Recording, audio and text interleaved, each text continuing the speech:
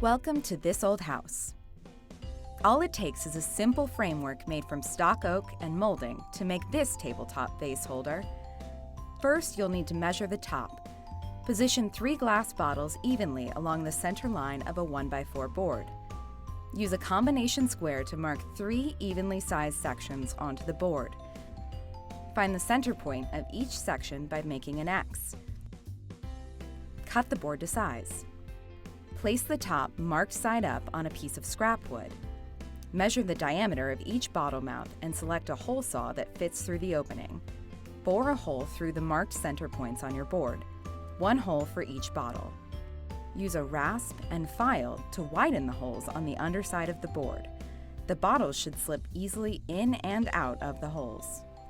Determine the width of the sides by tracing the 1x4 onto the base molding. On a miter saw, cut the base molding into 2 3.5-inch wide pieces. If the cut molding is taller than your bottles, cut it to match their height.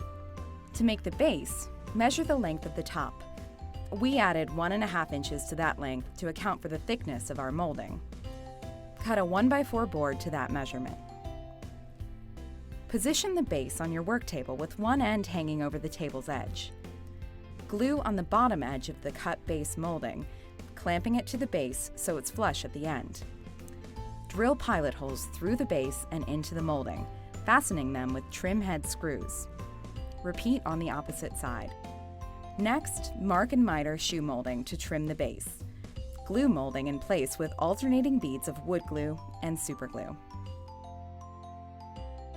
Now it's time to attach the top. Run a bead of wood glue along the cut ends of the top. Then set it between the sides, clamping it until the glue dries.